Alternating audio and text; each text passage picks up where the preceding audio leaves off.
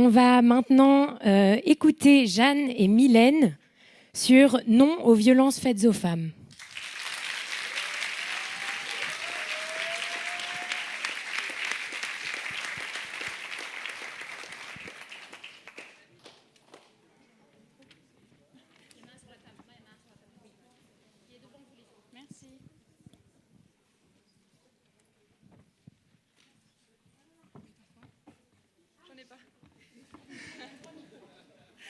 Merci.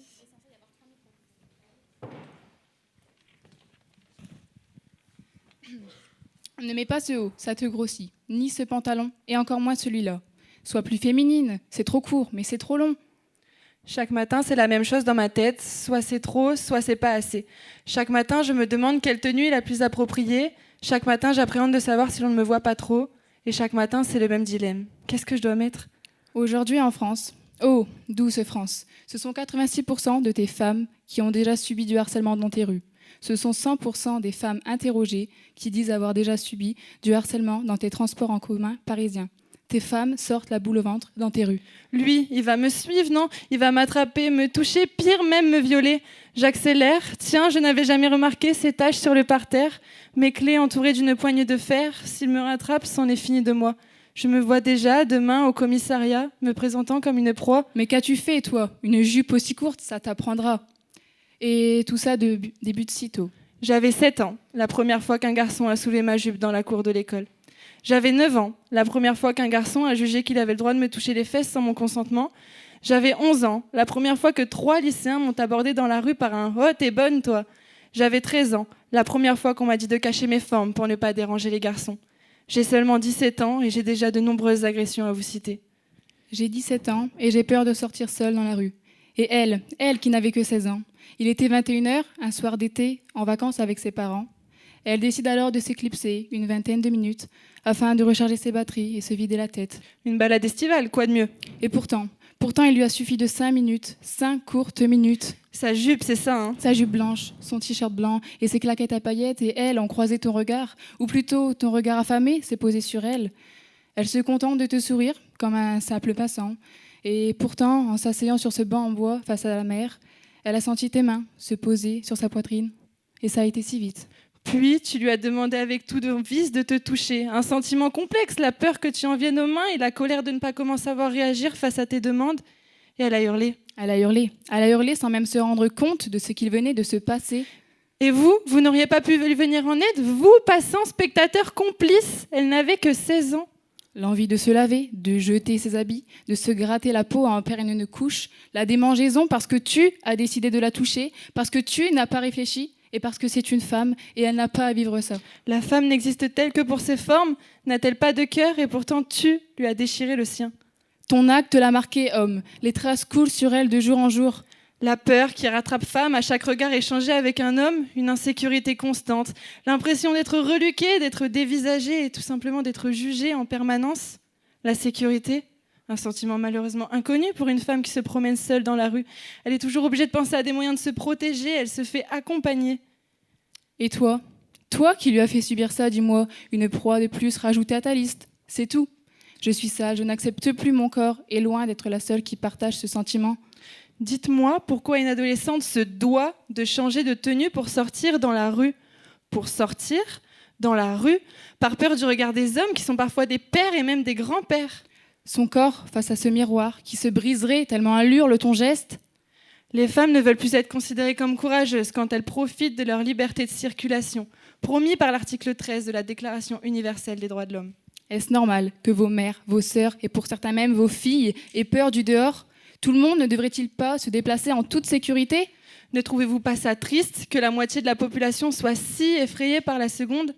Alors demandez-vous si ce qu'elles vivent est juste, questionnez-les, votre entourage peut être touché, il suffit de les écouter. Mais enfin, tous les hommes ne sont pas comme ça ? Je le sais, mais je ne peux m'empêcher d'avoir crainte de tous ceux dont je croise le regard. Après tout, 97% des agressions à caractère sexuel sont commises par des hommes. N'importe quel milieu social, n'importe quel âge, n'importe quelle origine et à n'importe quel moment. J'ai toujours peur que mon comportement porte à confusion. Mon rire lui a-t-il dit, ma jupe lui a-t-elle dit que j'étais une fille facile ? Éternelle inversion de la culpabilité. On cherche des excuses à celui qui agresse. Il avait bu, il était bouleversé. Mais quand cesserons-nous de blâmer la victime ? Les coupables vivent dans la quasi-impunité, même vie, même travail, mêmes amis, alors que la victime, elle, craint pour sa vie à chaque sortie. Marre d'entendre à la télévision qu'une jeune fille de notre âge a été touchée. Marre d'entendre des plaintes non traitées. Alors oui, depuis 2018, l'outrage sexiste, c'est-à-dire tout comportement à connotation sexuelle ou sexiste, imposé à une personne et portant atteinte à sa dignité, est considéré comme une infraction. Joli sur le papier, non ? Mais intéressons-nous aux chiffres. Seulement 2% des victimes d'injures portent plainte. 2800 femmes ont eu le courage de se rendre au commissariat rempli d'espoir. L'espoir que la justice fasse son travail. Grand nombre d'entre elles en sont ressorties abandonnées. Abandonnées par la justice et surtout abandonnées par leur pays qui défendent l'égalité et la solidarité. Alors maintenant à vous de juger. Trouvez-vous vraiment que les femmes sont protégées et aidées par le système français ? Le plus triste, c'est que Femme est habituée au comportement de l'homme dans la rue. Elle ne se rend même plus compte de ce qui lui proche préjudice. Femme est effrayée, femme ne sait plus faire la différence entre un « t'es bonne, toi » durant les heures de pointe et un « vous êtes jolie » sorti d'une pure sincérité et sans arrière-pensée.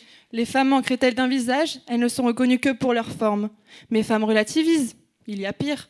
Femme est alors faite pour encaisser. Mieux vaut encaisser que passer pour une hystérique. On négocie, on demande à continuer son chemin sans encombre, on tente courtoisement de mettre fin à une situation d'emblée déséquilibrée pour éviter toute escalade possible. On apprend à se taire, par habitude, par stratégie, ne pas croiser le regard de l'interlocuteur. Je ne peux pas me remonter contre un homme, si, mais il est plus fort. Pourquoi me juge-t-il ? Je ne suis que moi. Alors, est-ce que Femme devra continuer de se changer avant de prendre le métro ? Est-ce que Femme devra encore éviter le regard masculin ? Est-ce qu'elle devra choisir une rue plus éclairée que celle dont le chemin était tracé ? Finalement, est-ce que Femme pourra se faire entendre ? Oui, la solidarité est la clé. Le bonheur se trouve entre nous, guerrières du quotidien. Prouvez-nous que vous n'êtes pas tous les mêmes. Montrez-vous, homme au grand cœur. Cessez, femmes, de devoir justifier votre agression. Cessez de devoir pleurer pour que l'on vous croie. Votre souffrance est partagée. Nous, vous croyons. N'arrêtez cependant jamais, jamais votre bataille, celle qui se révèle d'ailleurs anormale dans une France dite égale et solidaire. Pour vous, les 35 millions de Françaises, battez-vous, battez-vous comme vous l'avez toujours fait. N'ayez pas peur de l'homme, nous sommes tous égaux. La femme vaut l'homme. On s'autorise le droit de se protéger, on s'autorise le droit d'agir et d'instaurer nos limites. Aidez-nous, députés, vous qui détenez le pouvoir de changer les choses pour toutes ces femmes. Écoutez-les, vous, proches de la victime, la parole libère. Si vous êtes témoin de ces agressions et que vous avez un cœur, agissez, confrontez l'agresseur et accompagnez la victime. Ce sont 17% de nos jeunes filles mineures qui sont touchées. Leur pure innocence ne sait réagir face à leur sexisme. Si vous en avez le pouvoir, éduquez autour de vous. Luttons tous ensemble contre la culture du viol et l'impunité des coupables. Manifestons, faisons-nous entendre et surtout, exigeons des sanctions. À vous, battantes de tous les jours, vous qui ne rêvez que de la tranquillité. Tout peut évoluer et un jour, Femme n'aura plus raison d'avoir peur dans la rue. Tout le monde sera libre de circuler et de s'approprier l'espace public français sans craindre pour sa vie. On ne peut pas changer le passé, mais améliorer notre avenir. Le combat des féministes n'est pas terminé. Moquées, et elles auront beau être traitées comme des extrémistes, elles ne cesseront jamais de résister. Merci.